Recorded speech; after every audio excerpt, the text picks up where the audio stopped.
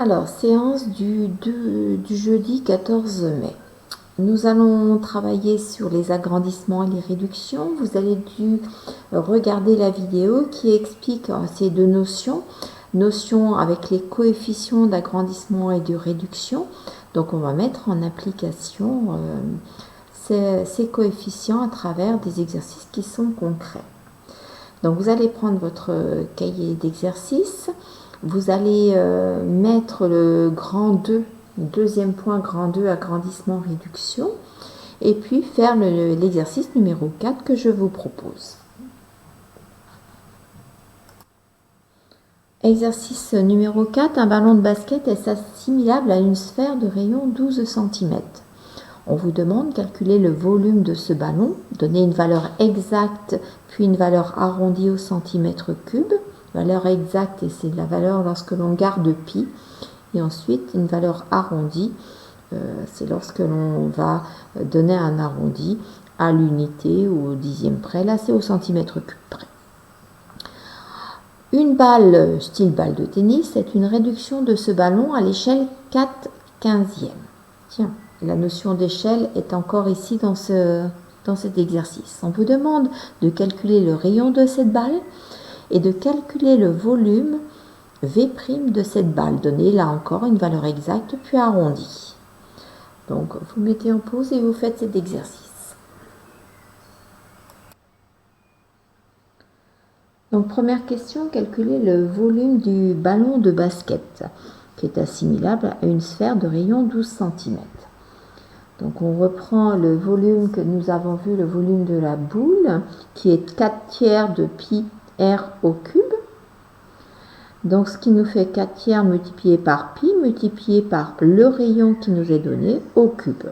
En tapant tout cela sur la calculatrice, nous allons trouver la valeur, ce qu'on appelle la valeur exacte, qui sera 2304 pi, c'est-à-dire multiplié par pi. Donc ça, c'est une valeur exacte. Et puis ensuite, en tapant sur la touche SD, on aura ce qu'on appelle la valeur arrondie, arrondie au centimètre cube près. Donc on arrondit à 7238 cm3. Donc voilà le volume d'un ballon de basket. Une balle beaucoup plus petite est une réduction de ce ballon à l'échelle 4/15e. Donc là, ça veut dire que toutes les longueurs vont être réduites. Et pour trouver les longueurs de cette balle, eh bien, on va multiplier ce coefficient de réduction qui est ici par la longueur qui était la longueur du ballon de basket. Si par exemple nous avions dit que une balle était une réduction de moitié, nous aurions mis la longueur de 12 multipliée par la moitié, c'est-à-dire un demi. Là, c'est l'échelle de 4/15e. Donc, on multiplie la longueur, le rayon en fait du ballon de basket par 4/15e. Ce qui va nous donner un rayon de la balle de 3,2 cm. On va utiliser ce rayon pour calculer le volume en appliquant toujours la même formule, à savoir 4/3 multiplié par pi multiplié par le rayon au cube. En tapant tout cela sur la calculatrice, on obtient le volume de la balle de 137 cm3. Voilà. Donc là, ça c'est ce qu'on appelle en fait la valeur qui est arrondie. Pour obtenir la valeur exacte, là, on aurait pu aussi utiliser le pi. Là, je ne l'ai pas marqué sur la correction. Ou on aurait pu aussi utiliser le coefficient pour calculer le volume de la balle. Sachant que le coefficient de réduction était de 4/15e, nous avons vu dans la partie cours que si on a un coefficient de 4/15e, si on a K en coefficient de réduction, eh bien, au niveau des volumes, ce sera K exposant 3, K au cube. Donc là, nous allons prendre le volume du ballon de basket qui était celui-ci, celui-ci. on va le multiplier par 4/15 au cube. En tapant tout ça sur la calculatrice, on obtient la valeur exacte avec pi, ou autrement, valeur arrondie, là encore, 237 cm3. Donc, deux façons de calculer. Soit tout d'abord, on calcule le rayon de la balle, et ensuite, c'est peut-être plus facile ici pour vous. Soit on prend le volume du ballon de basket et on le multiplie par 4/15, qui était le coefficient de réduction au cube. C'est ce qu'on appelle le K au cube. Et on obtient le même résultat. Donc, valeur exacte, c'est celle-ci. Valeur arrondie, ce sera celle-ci. Voilà pour le premier exercice de cette séance. On va passer à l'exercice suivant. Donc, exercice numéro 5, là, on travaille sur une pyramide. Une pyramide dont la base est un rectangle et qui est en fait coupée par un plan qui est parallèle à la base. C'est comme si vous preniez une feuille et puis vous coupiez la pyramide comme ceci. Ce qui va créer en fait une petite pyramide qui est au-dessus, la grande étant toujours là. Eh bien, on vous demande de calculer le volume de la pyramide SABCD, c'est-à-dire de la grande pyramide à l'origine.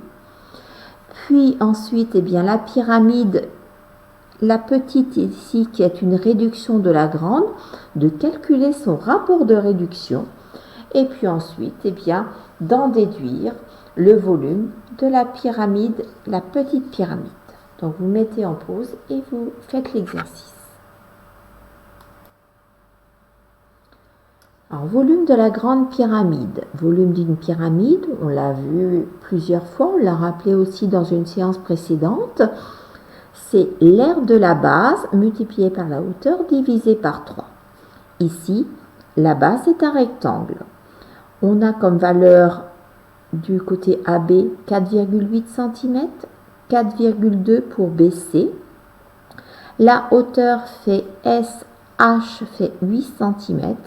Donc, nous allons faire l'aire de la base, l'aire du rectangle, la longueur par la largeur, c'est-à-dire 4,8 multiplié par 4,2, multiplié par la hauteur qui est de 8 cm, le tout divisé par 3. En tapant sur la calculatrice, cela vous fera 53,76 cm3.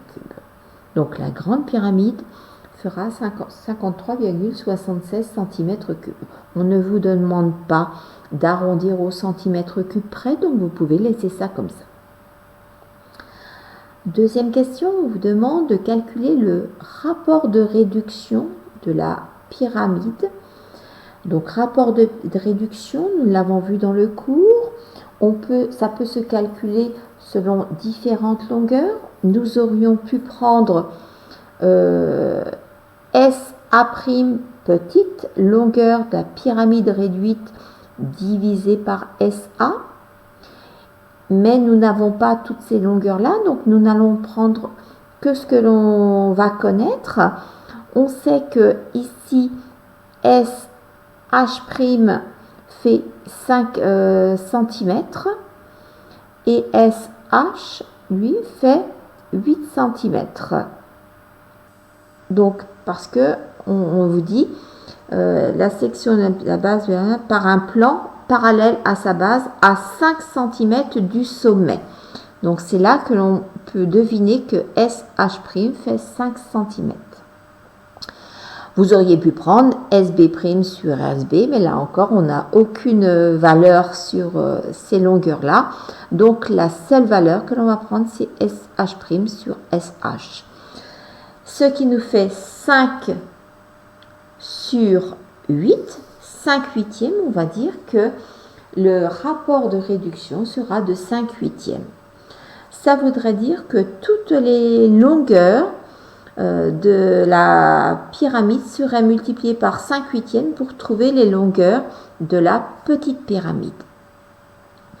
Et pour les volumes, eh bien, on va pouvoir se servir de ce rapport pour calculer le volume de la petite pyramide, puisque le volume de la grande pyramide, nous l'avons calculé tout à l'heure, il faisait 53,76 cm3, eh bien le volume de la petite pyramide sera le coefficient de réduction au cube, comme nous l'avons vu en classe, multiplié par le volume de la grande pyramide, ce qui nous donnera 13,125 cm3 pour cette petite pyramide. Donc voilà pour cet exercice numéro 5. Nous allons passer au dernier exercice de la séance. Dernier exercice de la séance, là c'est un cône de révolution qui est ici, cône de révolution qui a pour hauteur SO 10 cm. Là encore, un plan parallèle coupe ce cône tel que SO' va faire 7 cm. La figure n'étant pas à l'échelle. On vous dit aussi que le rayon du grand cône, ce rayon-là, est de 3,2 cm. On vous demande de calculer la valeur exacte du volume du grand cône. Exact, ça veut dire s'il y a pile, il faut garder cette valeur-là. Quel est le coefficient de réduction qui permet de passer du grand cône au petit cône? Puis calculer le volume exact du petit cône et donner la valeur cette fois-ci arrondie au centimètre cube près. Donc vous mettez en pause et vous faites cet exercice. Alors pour calculer la valeur exacte du grand cône, on prend toujours notre formule. R de la base multiplié par la hauteur divisé par 3. R de la base, c'est l'aire du disque ici. C'est pi multiplié par rayon au carré. Le rayon au carré, ça vous était donné tout à l'heure dans l'énoncé, c'est 3,2. On le revoit ici. Donc pi multiplié par 3,2 au carré. La hauteur SO est aussi de 10 cm. Donc multiplié par 10 et divisé par 3. En tapant sur notre calculatrice, on trouve 512 divisé par 15 multiplié par pi. Donc voilà la valeur exacte en centimètres cubes de notre grand cône. Deuxième question, calculer le coefficient de réduction qui permet de passer du grand cône au petit cône.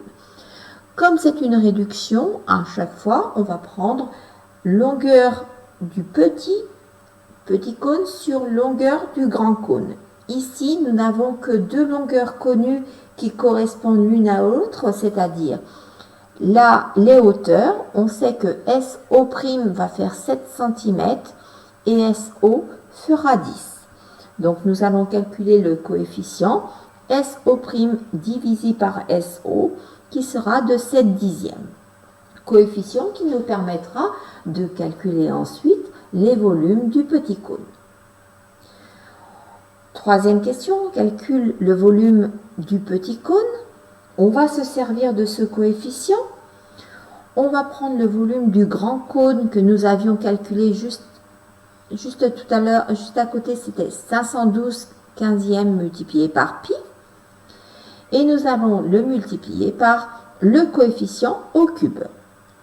Nous tapons tout cela sur la calculatrice. Nous obtenons ce nombre-là, c'est-à-dire multiplié par pi, et en tapant sur la touche SD pour trouver la valeur arrondie au centimètre cube près, nous allons obtenir 37 cm3. Cela veut dire que le petit cône aura comme volume de 37 cm3. Voilà pour la séance d'aujourd'hui.